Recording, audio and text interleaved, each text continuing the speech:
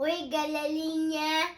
Hoje a minha avó vai contar a história de Tefu. Inscreve no canal e deixa o like.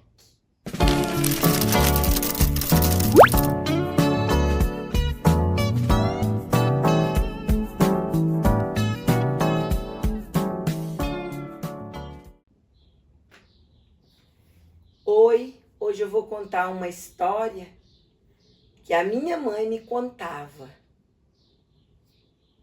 E é uma verdade que ela achava que era verdade porque ela tinha visto aquilo. Então, para ela, sem sombra de dúvida, era uma verdade. Ela já faleceu, mas ela contou para todos os filhos, contava para amigos, parentes, o que ela viveu nessa noite. Ela era bem jovem, ela havia se casado fazia 1 ano, ela tinha um bebê, meu primeiro irmão, primeiro filho dela, de 3 meses, e naquela época eles moravam aqui em Junqueirópolis. E o meu pai, ele vendia miudezas.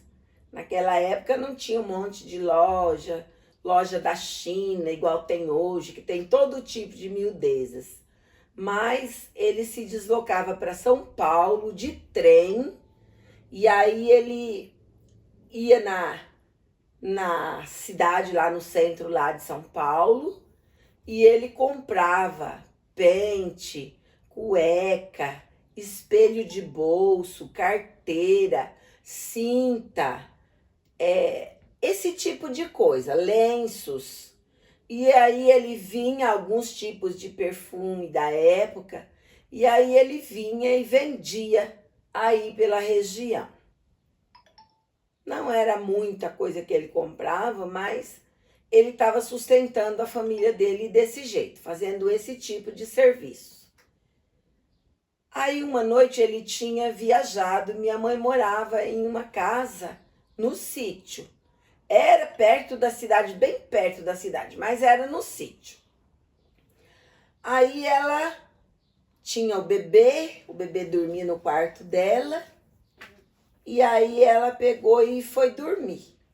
Acho que era umas 8 horas, 8 e pouco, ela foi dormir. Ela dormiu. Meu pai estava viajando, o bebê dormiu também. Aí ela dormiu. Quando ela acordou com aquele barulho, estava trovejando muito, caindo muito raio, trovão, estava uma tempestade. Aí ela, quando relampejava, ela via o bebê dentro do berço, que ficava ao lado da cama dela. Aí ela pegou e falou: eu vou pegar uma cortina e vou pôr aqui na porta do quarto, porque o quarto não tinha porta, a casa só tinha a porta da sala e da cozinha, mas os outros cômodos não tinha. Então ela falou: eu vou pegar a cortina que separa a sala e a cozinha e vou pôr aqui na porta do quarto para que não pegue tanto relâmpago e pegue no menino. A casa é de madeira. Aí, pelas frestas, ela via os relâmpagos clareando o berço do bebê. Aí ela pegou e foi lá na cozinha, pegou uma vassoura, a cortininha era de tecido num varão de madeira.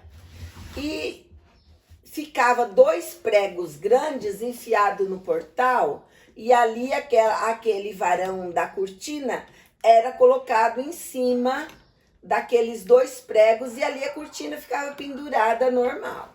E no quarto não havia cortina, mas havia os pregos também, porque ela podia tirar de um lugar e pôr em outro, remanejar a cortina. Aí ela foi, minha mãe era baixa. Aí ela pegou a vassoura e cutucou, põe uma cadeira, subiu e cutucou um lado do varão da cortina. E aí o varão da cortina caiu de um lado, mas eu não sei o que aconteceu, ficou preso do outro lado. E a cortina ficou pendurada só de um lado. No que a cortina caiu, ela com a vassoura na mão em cima da cadeira, ela olhou para cima em cima do fogão a lenha, bem entre o telhado e a parede, ela viu um olho. Ela viu um olho e ela ficou prestando atenção naquilo. Pensou, o que que é aquilo? Aí ela pegou e ficou olhando.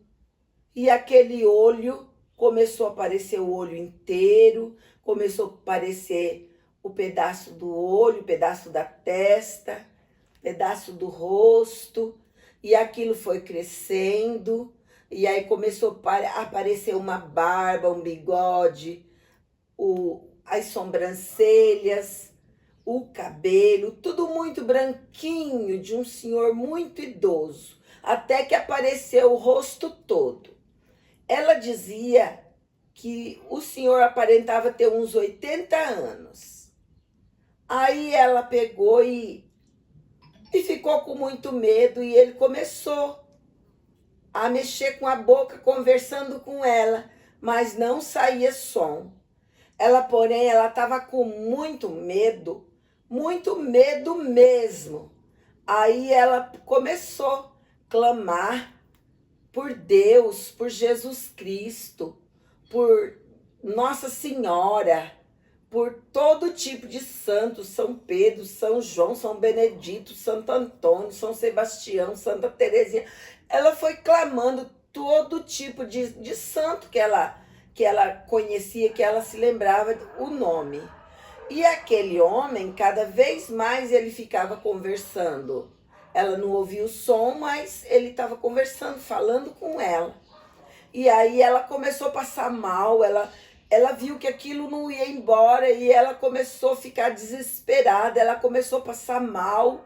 E quando ela viu que ela não podia mais fazer mais nada, ela gritou para ele, bicho diabo. Na hora que ela gritou essa palavra para ele, começou um fogo aqui na ponta da barba dele, porque era um senhor muito barbudo, com bigode muito longo também. Começou um fogo aqui na barba dele e foi subindo e queimando, e queimando, e queimando, até que chegou nos cabelos. E aí queimou tudo e deu um grande estouro e se acabou. Aí ela paralisou. Dali ela não desceu mais da cadeira e ela endureceu ali, ficou com a vassoura na mão. Ela tinha uns vizinhos que moravam assim a uns 30 metros da casa dela, 40 metros talvez. Mas como no sítio é muito silêncio, eles escutaram os gritos dela. E aí veio o marido e a esposa. Aí chegaram na casa dela, bateram na porta e chamaram Luzinete, Luzinete, abre, abre. Porém, ela não respondia de jeito nenhum, mas eles sabiam que meu pai estava viajando, que ela estava ali sozinha. Então a esposa falou para o marido arrombar a porta. E aí ele quebrou a fechadura da porta e entraram para dentro os dois. Quando eles viram, minha mãe estava em pé em cima de uma cadeira com uma vassoura na mão. Aí eles desceram ela e aí eles tentaram conversar com ela não respondia porque ela estava endurecida, a boca. Então o esposo falou para a esposa, arromba a porta, porque ela não está abrindo. Aí ele arrombou a porta, fechadura, e entraram. Quando eles entraram, ela estava lá, em cima da cadeira com a vassoura na mão. Então eles conversaram com ela, mas ela não reagia. Ela estava endurecida, ela tinha perdido a fala. E aí eles pegaram, desceram ela da cadeira, arrastaram ela para a cama, deitaram ela, trouxeram água com açúcar para ela, esperaram ela se acalmar, ver que ela não estava sozinha. Aí perguntaram para ela, quando ela voltou em si, o que tinha acontecido, o que estava acontecendo. Aí ela falou, vocês não viram o tanto de trovão, relâmpago, essa chuva pesada, forte? Aí a chuva parou, aí eles falaram, não tá tempo de chuva. Aí ela falou, não, tá, claro que tá. Eu vi um monte de relâmpago, trovão. Tava clareando o berço, eu fui pegar a cortina para tampar o berço do menino. Aí eles falaram, não, e ela sim. Então eles pegaram ela e falaram, vem aqui fora para você ver. Aí levaram ela lá para fora, ela olhou para o céu, tinha a lua, as estrelas estavam todas brilhando. E ela viu aquilo, ela ficou, né, mais assustada ainda, porque ela não sabia o porquê daquilo tudo. Aí ela pegou e falou para eles que ela tinha visto uma coisa muito feia naquela casa e que ela não podia ficar sozinha. Aí eles pegaram e levaram ela para casa deles e ela falou que só voltava para casa quando o meu pai chegasse de viagem. Daí era um trem por dia que tinha que vir de São Paulo. Tinha que esperar outro dia para meu pai embarcar no trem para chegar de noite ainda. Aí ela ficou na casa deles e quando meu pai chegou, daí ela contou para o meu pai e falou que não ia mais morar naquela casa. Que se ele fosse continuar morando naquela casa, ela não ia. Ela ia voltar para a casa do pai dela e a mãe dela e ficar lá até meu pai arrumar um outro jeito. Porque ele ia viajar de novo e ela não ia querer ficar sozinha mais. Aí meu pai arrumou outra casa, outro lugar para eles morarem e se mudaram. Aí o meu pai foi conversar com ela e perguntou o que ela tinha visto. Ela contou tudo. Aí o meu pai falou assim, eu acho que é aquela conversa que você falou alguns dias atrás, antes de eu viajar. A gente estava lá na casa dos vizinhos, lá, tomando café, conversando, e eles começaram a falar isso. Era um senhorzinho de idade que era amigo do meu pai, e meu pai sempre ia lá na casa dele, e lá ele contava histórias. Aí ele estava contando que antigamente as pessoas não confiavam, principalmente as pessoas mais de idade, eles não confiavam em banco para depositar o dinheiro deles. Então eles sabiam que embaixo do colchão, dentro do colchão, nesses lugares, já todo mundo já sabia que os idosos escondiam ou debaixo do colchão, dentro do colchão, ou dentro do travesseiro. Daí eles arrumaram um jeito de fazer umas botijas. Eles colocavam o dinheiro deles em um vaso de barro com tampa. Um vaso bem que não entrasse água, não entrasse nada. Então eles pegavam o dinheiro deles, colocavam lá dentro dessa botija, eles chamavam de botija.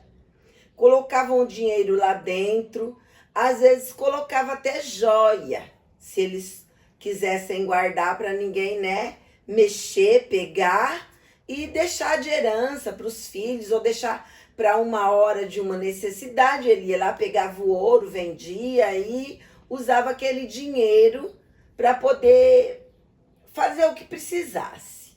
Então, ele disse que a pessoa enterrava, ele geralmente enterrava assim, num lugar que não pudesse esquecer. Então, às vezes, eles escolhiam uma árvore, um